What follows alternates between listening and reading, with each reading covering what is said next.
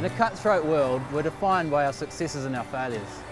To be truly great, I believe you can't be scared of losing. There's very few New Zealanders who really define triumph and disaster quite like this man.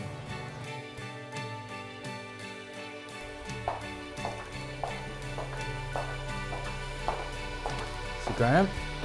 John, how are you? Cutthroat shave, eh? Well, I need a bit of help, don't I? No, I think everybody who's successful has some disasters on the way before they triumph. Am I saying the right words here? You are. No? You go through those disasters, if you like, and you know, the Welsh experience, I look back, and the Lions experience, I look back as the most valuable time I had in coaching. Probably the most unsuccessful time, because you learn so much about yourself and what you had to do to stay in the game, if you like, stay in coaching and be successful. So you had to change. I changed from a dictatorial, with some consensus perhaps from time to time, to a consensus coach. So it became a me and them environment to an us environment.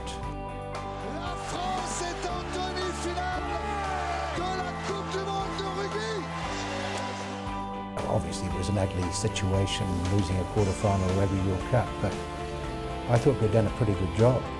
And but in reality, I learned later. The reason we got reappointed was because the players wanted us. Yeah.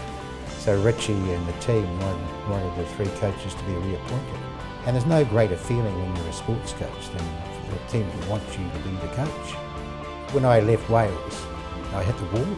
The combination of that and the Lions tour, which was a huge challenge, a challenge before my time really, but you don't say no to those things. No, and I hit the wall. People called it depression. I just didn't want to talk to people.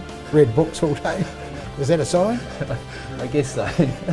I resigned actually from Welsh Rugby and got out of there before I died there. And they were very good, the Welsh, outstanding, but it was a difficult thing to do. But there was a time when you hit rock bottom and you had to get out. And I ran the forest to Nakaroa. So I ran myself into sanity, basically. So the connection, you know, between the mental and the physical was there again. The Auckland coaches agreed to have me as an assistant. Auckland won 2 championships in a row. I was asked to do the same when the Blues won in 2003. So I won 3 championships on end, and I was asked to coach the Blues. They'll boot it straight into touch, and there are the celebrations. They know they've done it. McCaw is trying to keep everybody calm, but it's one kick from Ellis, and New Zealand have done it. They've won the World Cup again.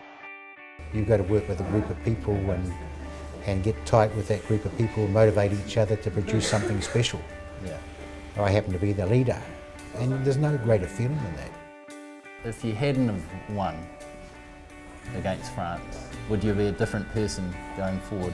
It did cross my mind actually during the final when we smashed them 8-7. What a difference 1 point makes. I'm very lucky. I've been married to the same woman for 45 years. And she was outstanding. My selection of her in 45 years ago was the best selection I've ever had in my life. So, a few disasters is good. You know, I'm sick of them now. I don't anymore.